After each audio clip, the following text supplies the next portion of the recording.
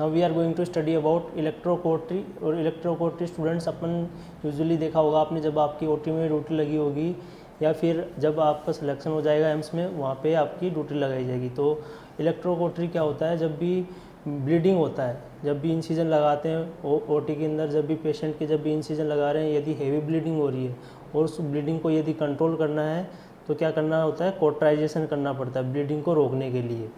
ठीक है, तो इसके बारे में आज अपन इसके इंस्ट्रूमेंट देखेंगे, इनके नेम्स देखेंगे और इनको डिटेल में अच्छे से स्टडी करेंगे।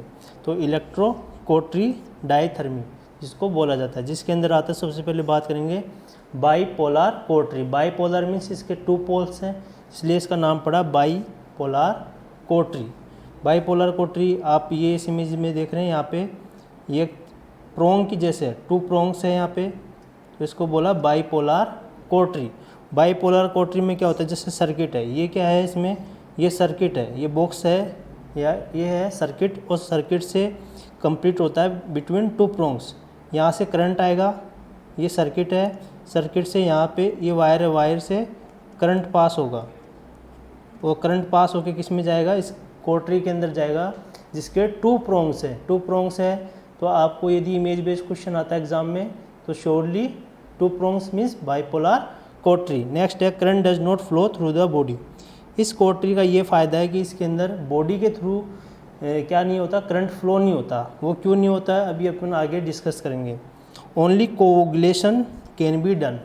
इस कोटरी से आप किसी भी जो टिश्यू है, ब्लड वेसल्स है, बॉडी का इंटरनल स्ट्रक्चर्स है, उनको आप कट नहीं कर सकते, केवल ओनली कोएगुलेट कर सकते हैं। कोएगुलेट मीन्स वहाँ पे आप थक्का बना सकते हैं ताकि ब्लीडिंग नहीं हो।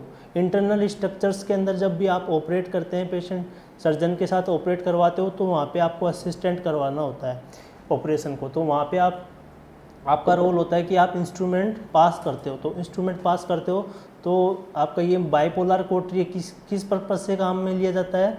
वहाँ पे कोगुलेट करने के लिए। कोगुलेट जहाँ पे ब्लीडिंग हो रहा है, यदि ब्लीडिंग को रोकना है तो उस प्रोसेस को बोलते हैं कोएगुलेशन। ब्लीडिंग को रोकना क्या होता है स्टूडेंट? कोएगुलेशन। तो ये केवल और ओनली कोएगुलेशन का वर्क करती है बाईपोलर कोटरी। ये सेल टिश्यूज़ को, ब्लड वेसल्स को कट नहीं करती है। जबकि नेक्स्ट अपन पढ़ेंगे मोनोपोलर कोटरी। उस कोटरी से किसी भी सेल टिश्यू को आप कट भी कर सकते हैं। नेक्स्ट है safer than unipolar. Unipolar means monopolar, तो मोनोपोलर से ये सेफ है। बाईपोलर अच्छा है मोनोपोलर की वजह। नेक्स्ट है नो नीड ऑफ कंडक्टिंग। इसके अंदर किसी भी प्रकार का पेड का लगाने का आवश्यकता नहीं पड़ता, नो नीड ऑफ कंडक्टिंग। तो नेक्स्ट बात करें अपन, ये क्या है? इमेज बेस है आपके सामने। एग्ज़ाम में इसी तरह से स्टूडेंट्स आपके सामने इमेज दिया होता है और 4 ऑप्शंस दिए होते हैं। तो ये इमेज किसका है? बाईपोलर कोटरी का।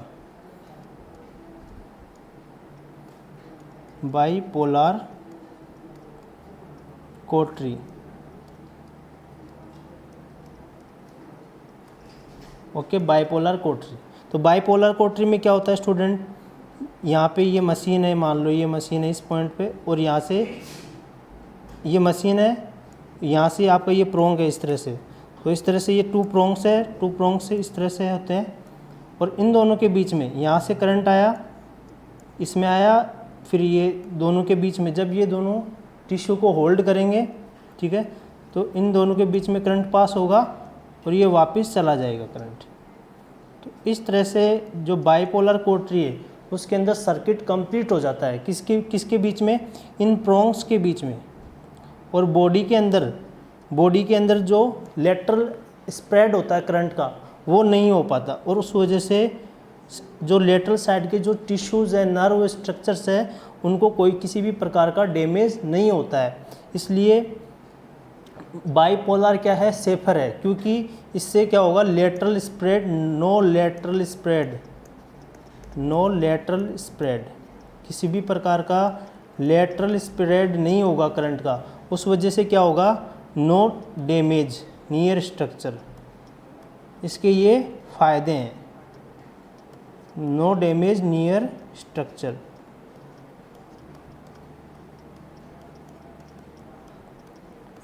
करेक्ट। और इसको यूजली कहाँ पे यूज़ किया जाता है? जब थायराइड की सर्जरी हो, पैरोटिड ग्लैंड की सर्जरी हो, और या फिर पिनाइल की सर्जरी।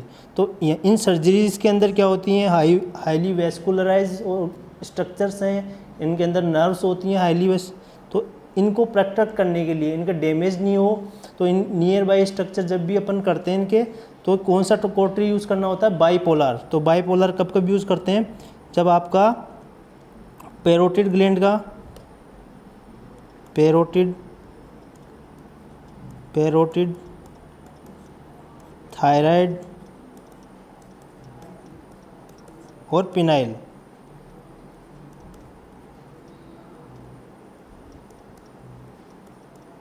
जब भी इन ऑर्गन्स की स्ट्रक्चर की सर्जरी होनी है, उस दौरान किसी भी प्रकार का इनको नुकसान नहीं हो, हेजार्डिस नहीं हो, इंजरी नहीं हो, डैमेज नहीं हो, इस चीज़ को प्रोटेक्ट करने के लिए अपन बाईपोलर कोटरी यूज़ करते हैं। फिर नेक्स्ट बात करते हैं अपन मोनोपोलर कोटरी का। मोनोपोलर जिसका अनदर नेम है यूनिपोलर, इट मीन्स इसके अंदर टिप है, जस्ट लाइक ए पेन।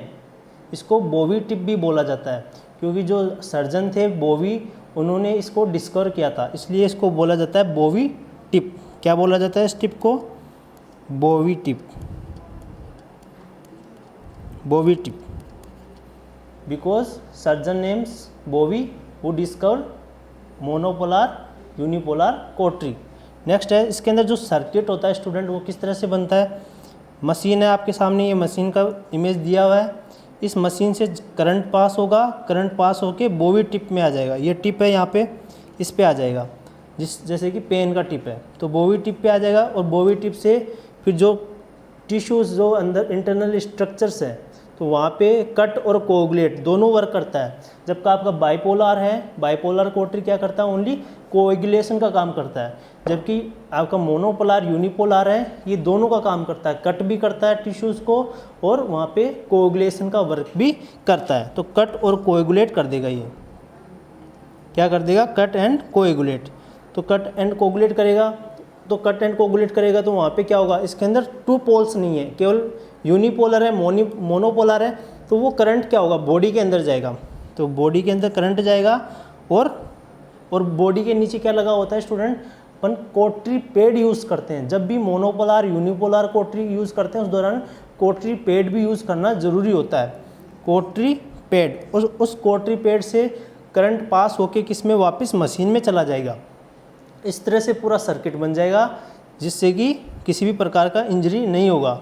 और इमेज बेस्ड क्वेश्चन आपके एग्जाम्स के अंदर पूछा गया था स्टूडेंट, दिल्ली एम्स के अंदर, दिल्ली एम्स का एग्ज़ाम लगा था 2019 के अंदर, उसके अंदर ये पूछा गया था इमेज बेस्ड कि ये इमेज किसका शो हो रहा है। तो आपको दिखाई दे रहा है ये इमेज, इसके अंदर 2 बटन्स है, एक ब्लू है, एक येलो है। दिस वन इज़ ब्लू,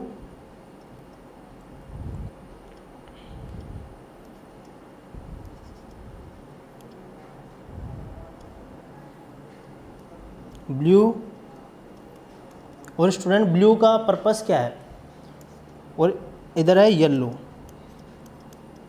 इन दोनों को अच्छे से पढ़ना है, ब्लू और ब्लैक। ब्लू और येलो किसके काम आता है स्टूडेंट, कट के काम आता है। जब भी टिश्यू को कट करना है, तो कौन सा वाला बटन को प्रेस करना है, येलो बटन प्रेस होगा। और इसके अंदर जो वोल्टेज होता है, वोल्टेज यूज़ करते हैं अपन, वो कैसा यूज़ करते हैं स्टूडेंट, लो वोल्टेज।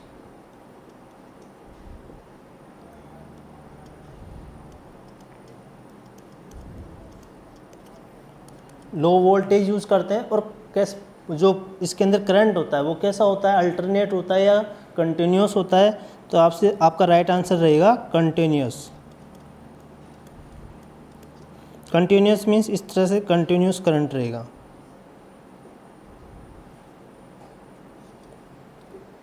फिर सेकंड बात करें, जो ब्लू कलर का बटन है मोनोपोलर यूनिपोलर कोटरी के अंदर, तो ब्लू बटन का वर्क क्या है स्टूडेंट, कोएगुलेशन का। कोएगुलेशन मीन्स वहाँ पे ब्लड क्लोटिंग कर देगा, जहाँ पे भी ब्लीडिंग हो रहा है इंटरनल स्ट्रक्चर्स में। सेकंड वर्क है इसका, जो वोल्टेज होता है वो कैसा होता है स्टूडेंट, हाई वोल्टेज पे ये कार्य करता है ब्लू बटन। नेक्स्ट है इसका अंदर जो करंट का जो फ्लो होगा वो कैसा होगा, अल्टरनेट करंट। कैसा होगा, alternate alternate current, alternate means इस तरह से,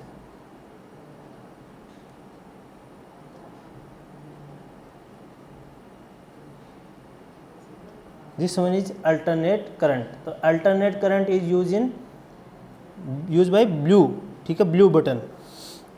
तो these are the basically difference between yellow and blue and their work. अब हम बात करें तो बेसिकली जब अपन मोनोपोलर, बाइपोलर, जो यूनिपोलर और मोनोपोलर कोटरी है जिसका कटिंग और कोगुलेशन दोनों वर्क है, अपन ने अच्छे से पढ़ लिया, येलो और ब्लू बटन। अब बात करें जब भी, अब यहाँ पे देखो, यहाँ पे ये मोनोपोलर कोटरी यूज़ कर रहा है, मोनोपोलर यूनिपोलर, तो ये कोटरी यहाँ पे यूज़ किया जा रहा है, ठीक है। तो सबसे पहले समझना, बात करना, ये क्या है, यहाँ पे ये मशीन है, ये मशीन है, मशीन से करंट पास हुआ, ये क्या है, करंट पास हुआ, करंट पास हुआ, यहाँ पे क्या है, बोवी टिप है, ठीक है। और टिप से यहाँ पे करंट पास होके बॉडी से किस में जाएगा, यहाँ पे एक बॉडी के नीचे पैड लगाना है, जो कि बेसिकली थाई वाले पार्ट पे और काफ मसल पे लगाया जाता है। कहाँ पे, थाई पे, थाई एंड काफ मसल,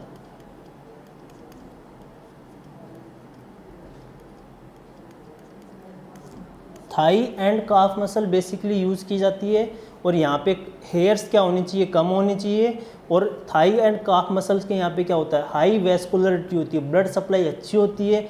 इस वजह से ये जो पेड है, ठीक है, पेड है, यहाँ पे अप्लाई किया जाता है ताकि जो ये करंट पास हो रहा है बॉडी के अंदर, इस पेड के अंदर आएगा और इस पेड से किसके अंदर चला जाएगा, ये वापस करंट मशीन के अंदर चला जाएगा। तो इस तरह से पूरा सर्किट ये कंप्लीट होता है। तो मोनोपोलर यूनिपोलर कोटरी के अंदर हमेशा पेड यूज़ किया जाता है। जहाँ पे भी पेड यूज़ कर रहे हैं वहाँ पे हेयर्स कम होनी चाहिए और वहाँ की जो ब्लड सप्लाई है अच्छी होनी चाहिए। इसलिए काफ और थाई वाला जो जगह है वो बेसिकली यूज़ किया जाता है। अब नेक्स्ट बात करें स्टूडेंट कि कोएगुलेशन, अपन ने पढ़ा कोएगुलेशन किया जाता है ब्लू स्विच से मोनोपोलर यूनिपोलर कोटरी के अंदर, जिसका टेम्परेचर कितना रहेगा स्टूडेंट, 100 डिग्री सेल्सियस। कितना रहेगा, 100 डिग्री सेल्सियस। जबकि येलो स्विच है उसका रहेगा टेम्परेचर 1000 डिग्री सेल्सियस। नेक्स्ट बात करें कोटरी पैड का। कोटरी पैड प्लेस्ड प्रॉपर्ली, हमेशा अच्छे से लगा हुआ होना चाहिए कोटरी पैड, क्योंकि यदि कोटरी पैड अच्छे से नहीं, क्योंकि वो क्या कर रहा है, करंट को पास कर रहा है वापस से मशीन के अंदर। यदि आप अच्छे से नहीं लगाओगे कोटरी पैड को, काफ मसल या थाई की जो मसल्स है वहाँ पे, तो वो क्या होगा, करंट वहीं पे ज़्यादा, एक ही जगह पे ज़्यादा हो जाएगा और वहाँ से बर्न हो सकता है, बर्न इंजरी हो सकती है। इसलिए placed properly covers adequate surface area, placed in A well vascularise area, जहाँ पे अच्छी से ब्लड सप्लाई हो वहाँ पे उसको रखना है, वरना क्या हो सकता है, वहाँ पे बर्न इंजरी हो सकता है। इसलिए नेक्स्ट है बाइपोलर कोटरी। बेटर किस में होती है, अपन ने स्टार्टिंग में पढ़ा था बाइपोलर कोटरी, जिसके अंदर 2 पोल्स थे। तो surgery in patient with cardiac pacemaker, जिन पेशेंट्स के अंदर कार्डियक पेसमेकर लगा हुआ है उन पेशेंट के अंदर स्टूडेंट्स मोनोपोलर यूनिपोलर यूज़ नहीं करना होता है, क्योंकि वो कंडक्शन को क्या कर देता है, कम कर देता है। इसलिए कार्डियक पेसमेकर वाले पेशेंट्स के अंदर हमेशा बाइपोलर कोटरी यूज़ करना होता है। और in surgery where vital nerves are near by, ऐसी सर्जरी जिसके अंदर आसपास की नर्व क्या है, वाइटल नर्व्स हैं और वाइटल ऑर्गन्स हैं, जैसे कि पैराटाइड, थायराइड सर्जरीज, तो इनके अंदर हमेशा बाइपोलर यूज़ करना होता है क्योंकि बाइपोलर सेफर है। इन यूनिपोलर कोटरी देयर कैन भी थर्मल डैमेज हो जाता है नियर बाय स्ट्रक्चर्स से, अपन ने अच्छे से पढ़ा। नेक्स्ट बात करें यूजेस क्या होते हैं, कोटरीज के यूजेस क्या हैं। फॉर कोएगुलेशन अपन ने पढ़ा ब्लू स्विच और येलो स्विच। येलो स्विच का वर्क था कट करने का, ब्लू स्विच का वर्क था कोएगुलेशन, तो ये 2 अपने आप में यूजेस हो गए। तो कोएगुलेशन फॉर ब्लीडर्स, जहाँ से ब्लीड हो रहा है वहाँ कोएगुलेशन का work during surgery to achieve hemostasis. Hemostasis मतलब ब्लीडिंग का स्टॉप हो जाना, hemostasis. To cut muscle, second work क्या था, कटिंग का। फर्स्ट वर्क क्या था, कोएगुलेशन का, कोएगुलेशन ब्लू स्विच, ठीक है, कट मसल्स फेसियास को कट करने का, येलो स्विच। नेक्स्ट है it is essential for laparoscopic procedures होते हैं उनको, उनके लिए भी ये बहुत ही इम्पोर्टेंट है। उसके अंदर भी बाइपोलर को यूजली यूज़ की जाती है। जो बाइपोलर कोटरी है वो लेप्रोस्कोपिक सर्जरी के अंदर यूजली यूज़ की जाती है। लेप्रोस्कोपिक सर्जरी के अंदर क्या होता है स्टूडेंट, पोर्ट्स बनाए जाते हैं, पोर्ट, और उनके थ्रू इंस्ट्रूमेंट डाले जाते हैं, लेप्रोस्कोपिक इंस्ट्रूमेंट्स। ये क्लोज सर्जरीज होती हैं। नेक्स्ट है to remove small cutaneous lesion, या कहीं पे अच्छे से घाव चकत्ता हो गया, लेजिन्स हो गया है, उसको रिमूव करने के लिए भी क्या काम आता है, कोटरी काम आता है। नेक्स्ट है डिसएडवांटेज। कौन कौन से डिसएडवांटेज हैं, यदि आपने अच्छे से स्टेलाइज नहीं है आपका कोटरी, ठीक है, तो क्या हो सकता है, इन्फेक्शन हो सकता है। कोटराइजेशन ऑफ नॉर्मल टिश्यू, आपको जहाँ पे ब्लीड हो रहा है वहीं पे करना है। यदि आपने उसके आसपास सराउंडिंग स्ट्रक्चर्स पे यदि कोटराइजेशन कर दिया तो वो डैमेज हो सकता है, तो नॉर्मल टिश्यू डैमेज हो सकता है, ये इसका डिसएडवांटेज है। और बर्न इंजरी हो सकता है सर्जन को और असिस्टेंट पर्सनल को, जो उसके आस सराउंडिंग जो पर्सनल हैं, वार्ड बॉय है, नर्सिंग ऑफिसर है, जिनकी ड्यूटी लगी हुई है ओटी के अंदर, उनको बर्न इंजरी हो सकता है। तो बर्न इंजरी मोस्ट कॉमन इसका डिसएडवांटेजेस है। नेक्स्ट है प्रिकॉशंस, ऐसे क्या सावधानी है उस दौरान कोटरी जब कर रहे हैं उस दौरान यूज़ करनी चाहिए। Place pad properly for to prevent burn, जो मोनोपोलर यूनिपोलर कोटरी के अंदर अपन पेड रख रहे हैं थाई और काफ मसल्स के नीचे, वो हमेशा प्रॉपरली अच्छे से होना चाहिए, ठीक है, अन्यथा क्या हो सकता है वहाँ पे बर्न हो सकता है, तो ये अपने को प्रिकॉशन यूज़ करना है। नेक्स्ट है wide area of paid contact with, ज़्यादा से ज़्यादा जो बॉडी का एरिया है वो कांटेक्ट में होना चाहिए ताकि जो करंट का पास है, सर्किट बन रहा है, वो प्रॉपर हो। नेक्स्ट है अवॉइड मोनोपोलर कोटरी इन पेसमेकर पेशेंट, जिस पेशेंट के पेसमेकर लगा हुआ है, पेसमेकर कब लगाया जाता है, जब पेशेंट का कंडक्शन सिस्टम फेल हो जाता है, तो कंडक्शन सिस्टम को बढ़ाने के लिए पेसमेकर लगाया जाता है। ऐसे नोड क्या होता है स्टूडेंट, हार्ट का पेसमेकर होता है, तो वो पेसमेकर जब काम करना कम हो जाता है तो पेसमेकर लगाया जाता है, आर्टिफिशियल पेसमेकर लगाया जाता है। और आप यदि उसके अंदर मोनोपोलर कोटरी यूज़ करेंगे तो कंडक्शन कम हो जाएगा, इसलिए मोनोपोलर अवॉइड करना है और बाईपोलर यूज़ करना है जिसके 2 पोल होते हैं। नेक्स्ट है keeped of when not in use during procedure, जब आपका प्रोसीजर नहीं हो रहा है उस दौरान आप अपनी कोटरी को ऑन ना रख के ऑफ रखें, जिससे कि आप बचें। नेक्स्ट है आपका जो इमेज शो रहा है वो इमेज किसका है स्टूडेंट, लाइगोशोर का। किसका, लिगोशोर का। लिगोशोर किस काम में आता है स्टूडेंट, बेसिकली ये किस पे कार्य करता है, टेम्परेचर एंड प्रेशर पे कार्य करता है। किस पे कार्य करता है ये, आपसे इमेज बेस्ड क्वेश्चन पूछा जा सकता है।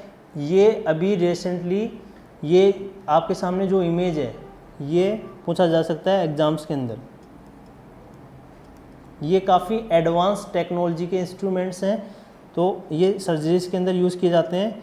ये किस किस पे कार्य करता है, तो टेम्परेचर पे, एक प्रेशर पे, ये 2 चीज़ों पे कार्य करता है, टेम्परेचर एंड प्रेशर। तो टेम्परेचर एंड प्रेशर पे ये बेसिकली कार्य करता है, आपको इतना ही ध्यान रखना है। और ये कितना क्या करता है, ये इसके अंदर 2 जनरेशन्स आते हैं, फर्स्ट जनरेशन और सेकंड जनरेशन के ये इंस्ट्रूमेंट है। इसके अंदर 2 टाइप्स के होते हैं, ठीक है। तो फर्स्ट जनरेशन और सेकंड है सेकंड जनरेशन।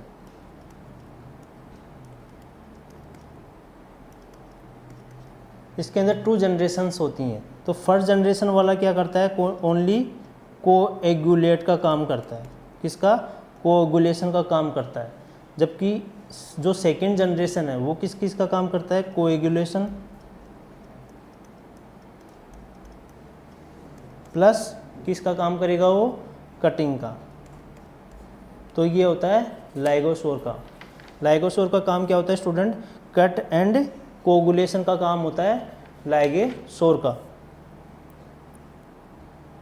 पहले कोगुलेट करेगा फिर कट करेगा, तो इस तरह से होता है। और इसके अंदर जो कोगुलेशन करने का जो डायमीटर होता है स्टूडेंट वो कितना होता है, 7 mm। 7 mm तक इसका डायमीटर होता है। कितना एरिया को ये कोगुलेट करता है, कट करता है, तो 7 mm की जो डायमीटर है, इतने डायमीटर में ये क्या कर सकता है, लाइगोशोर क्या कर सकता है, कट एंड कोगुलेट कर सकता है। तो ये टेम्परेचर और प्रेशर पे कार्य करता है, और तो इसलिए टेम्परेचर प्रेशर पे कार्य करता है। टेम्परेचर मीन्स हीट, इसलिए इससे भी क्या हो सकते हैं, इसके भी डिसएडवांटेजेस हैं। बर्न हो सकता है, इसलिए फिर सेकंड अपन इंस्ट्रूमेंट देखें, हार्मोनिक स्काल्पल। हार्मोनिक स्काल्पल में क्या होता है स्टूडेंट, इसमें क्या होता है, वाइब्रेशंस दिए जाते हैं। जो सेल टिश्यूज़ हैं जहाँ पे आपको कट कोगुलेट करना है, वहाँ पे क्या क्या करना है, वाइब्रेशंस होते हैं, इससे वाइब्रेशंस दिए जाते हैं, इसको बोलते हैं ओसिलेटरी ब्लेड।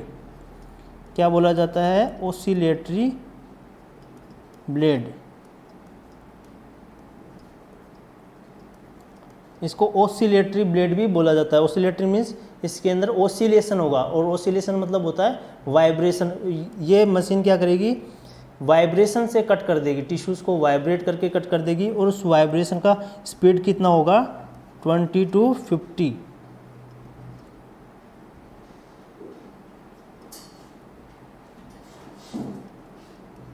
20 to 50 हर्ट्ज क्या होता है, इसका वाइब्रेशंस का होता है। तो ये क्या काम करता है, कोएगुलेशन का।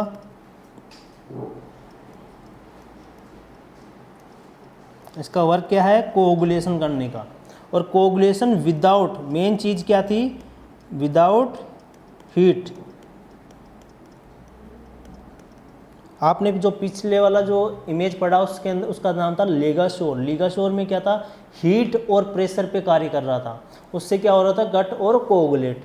और अब हीट से क्या हो सकता है, इंजरी हो सकता है, सराउंडिंग टिश्यूज इंजरीज हो सकते हैं, जो वेस्कुलराइज हाईली जो नर्व स्ट्रक्चर है वो इंजर्ड हो सकती है। फिर धीरे धीरे नया एडवांस इंस्ट्रूमेंट आया जिसका नाम है हार्मोनिक स्काल्पल। इसके अंदर एनर्जी यूज़ करके क्या होगा, वाइब्रेशन क्रिएट किए जाएंगे, जिससे अंदर का जो सेल टिश्यू है जहाँ पे अपने को कट करना है, कोगुलेट करना है, वाइब्रेशन से वो कट कोगुलेट कर देगा बिना हीट के। तो इससे ये क्या होगा, सेफर है किसके, लिगोशोर के। अपन यदि तुलना करें, डिफ्रेंशिएट करें दोनों को, तो हार्मोनिक जो स्काल्पल है वो बेटर है किसके बजाय, लिगाशोर के। तो ये हीट, विदाउट हीट प्रोडक्शन क्या करता है, ये कोगुलेट करता है। ये बेसिक वर्क है स्टूडेंट, जो मोटे मोटे हैं ये आपको याद रखने हैं। और इससे क्या कर सकते हैं, प्रीसाइज, आपको छोटा कट लगाना है तो प्रीसाइज कट लगा सकते हैं इससे, प्रीसाइज कट। और वो कट कितने का लगा सकते हैं, कितने डायमीटर में, 7 mm।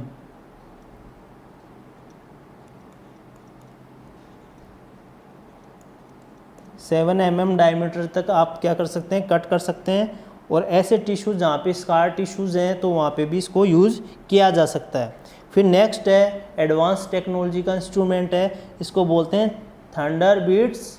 क्या बोलते हैं, थंडर बीट्स। और थंडर बीट्स में क्या होता है, दोनों क्वालिटी है, इसमें लिगाशोर की भी क्वालिटी है और इसके अंदर हार्मोनिक स्काल्पल, दोनों का, लिगाशोर